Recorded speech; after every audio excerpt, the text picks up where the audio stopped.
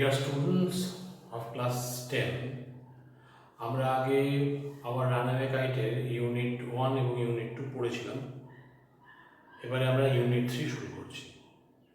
তোমাদের নিশ্চয়ই মনে আছে যে শেষে সেই ঘুড়িটা উড়ে বেরিয়ে গেল, ক্লড দাঁড়িয়ে থাকলো হাতে সেই সুতো নিয়ে, তাকে বোকা বোকা লাগছিল, আর উড়ে একদম ওটা মেইনল্যান্ডে চলে গিয়েছিল ঘুড়িটা। তারপরে কি হলো? A month later, a letter came for father. A month later, a letter came for father. অর্থাৎ এক মাস পরে একটা চিঠি এলো বাবার কাছে।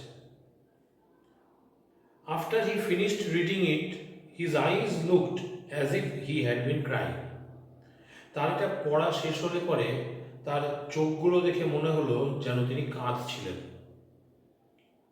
As if he had been crying. তিনি কাঁদছিলেন যেন মনে হলো। Do you want to know what became of your kite? He said. তিনি বললেন, তোমরা জানতে চাও তোমাদের ঘুড়ির কি হলো? Then he sat down beside us and told us the whole story.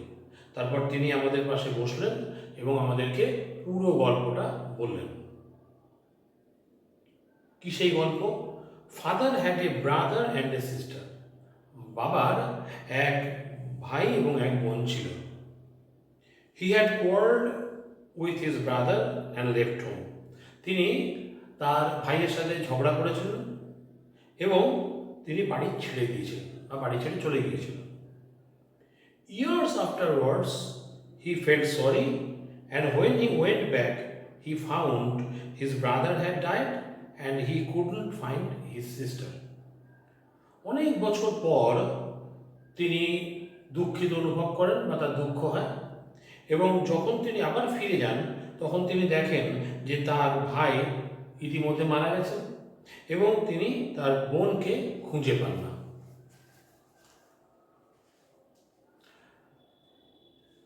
The letter father had received was from his sister Aunt Esther, mother of Dick and Mimi. যে চিঠিটা বাবা সবেমাত্র পেয়েছেন সেটা এসেছে তার বোন ওই এস্থার পিসির কাছ থেকে, যিনি হলেন ডিক আর মিমির মা। She was a widow who lived hundreds of miles inland. তিনি ছিলেন একজন বিধবা এবং তিনি ওই অনেক মাইল ভিতরে থাকতেন, অর্থাৎ সেই মূল ভূভাগের কথা বলেছি, অর্থাৎ দ্বীপের জলের পরে যে ভূভাগটা সেইখানে উনি অনেকটা দূরে থাকতেন, অনেকটা ভেতর থেকে, অর্থাৎ সেই দ্বীপের যে জলাশয় মানে কি বলবো সমুদ্রের অংশ বা কিছু সেখান থেকে বেশ খানিকটা দূরে।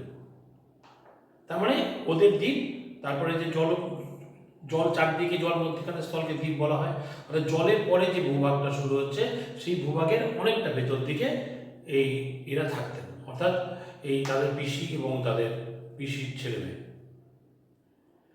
One day when Dick and Mimi were out in the woods, they discovered the kite on the top of a tree and carried it home. একদিন যখন ডিক আর মিমি জঙ্গলে গিয়েছিল তখন তারা একটা গাছের ওপরে এই ঘুড়িটাকে দেখতে পায় অ্যান্ড ক্যারিড ইট হোম, এবং এটাকে বাড়ি নিয়ে যায়। ঠিক আছে, পেলো, তোমরা যেমন করে ঘুড়ি পেলে ঘুড়ি নিয়ে বাড়ি চলে যাওয়ার অনেক সময় সেরকম কাটা ঘুড়ি পেলে। When their mother saw the kite patched with the letter, she turned pale. যখন তাদের মা সেই ঘুড়িটাকে দেখতে পেলেন যেখানে সেই ঘুড়ির দুই পিঠে কাগজ ছাড়ানো ছিল, সেই পেপার লেটারটা মনে আছে তোমাদের, একটা চিঠি লাগানো ছিল, তো সেটা যখন দেখতে পেলেন সেই মায়ের মুখটা ফ্যাকাশে হয়ে গেল। It was the very letter she had once written to her brother. এটা ছিল সেই বিশেষ চিঠি যে চিঠিটা তিনি একবার তার দাদাকে লিখেছিলেন। Philippa was her mother's name and Claude was her father's. তাদের মায়ের নাম ছিল ফিলিপ্পা এবং তাদের বাবার নাম ছিল হচ্ছে ক্লড। তোমরা জানো ওদের দেশে কিন্তু এই ঠাকুমা ঠাকুরদাদা এদের নাম দিয়ে নাতি নাতনির নাম দেওয়ার একটা রেওয়াজ আছে। সেই কারণের জন্য ওই ফিলিপ্পা তাদের মায়ের নাম ছিল, তাই জন্য এই মেয়েটির নামও দিয়েছে ফিলিপ্পা, আমাদের ন্যারেটার যিনি গল্পটা তিনি বলছেন। আর কে? তার দাদা, 1 বছরের বড়। ফিলিপ্পার 11 আর ক্লডের 12 বছর বয়স। ফিলিপ্পা নিজেই বলেছে। সেই ফিলিপ্পা হচ্ছে গিয়ে কি, তার মানে এই আন্ট এস্থারের অর্থাৎ এদেরও বাবার নাম হচ্ছে ফিলিপ, এই তোমার ক্লড, আর মায়ের নাম হচ্ছে ফিলিপ্পা। সেই নামই আবার ওই এদের বাবা মা তাদেরকে দিয়েছেন, অর্থাৎ ছেলেটিকে নাম দিয়েছে ক্লড তার ঠাকুমার দাদার নাম অনুযায়ী, আর মেয়েটিকে নাম দিয়েছে ফিলিপ্পা তার ঠাকুমার নাম অনুযায়ী। ঠিক আছে? She new who we must be. তিনি জানতেন যে অবশ্যই আমরা তাহলে কারা, অর্থাৎ সেই অনুযায়ী তাহলে নাম হয়েছে, তাহলে এরা নিশ্চয়ই আমার দাদার ছেলে মেয়ে। এটা ওই আন্ট এস্থার কিন্তু বুঝে গেল। So she sat down and wrote to big Half Moon and father received her letter. তাই তিনি বসলেন আর বিগ হাফ মুনের এই অ্যাড্রেসে চিঠি লিখলেন, আর ফাদার বাবা সেই চিঠিটা গ্রহণ করলেন বা পেলেন। ঠিক আছে? তাহলে আগের চিঠিটাও সেই আন্ট এস্থার তাদের এদের বাবাকে লিখেছিল, এটাও চিঠিটা মানে দেখতে পাওয়ার পরে ওদেরকে চিনতে পেরে অ্যাড্রেসটা পেয়ে গিয়ে তো সেই তোমার আন্ট এস্থার সেই বাবার কাছে চিঠি পাঠালেন, বাবা সেই চিঠিটা পেলেন। Next day father went and brought Aunt Esther and Dick and Mimi with him. পরের দিন বাবা গেলেন আর এস্থার পিসি, ডিক আর মিমিকে সঙ্গে করে নিয়ে এলেন। They had been here ever since. তারপর থেকে তারা এখানেই আছে, অর্থাৎ বিগ হাফ মুন দ্বীপেই আছে। Aunt Esther is a dear and Dick and Mimi are too jolly for words. আর আন্ট এস্থার বা এস্থার পিসি খুব প্রিয় আমাদের, আর ডিক আর মিমি অত্যন্ত সুখী আর অত্যন্ত উৎফুল্ল, অর্থাৎ তারা খুব দারুণ ভালো মেজাজে সবসময় থাকে।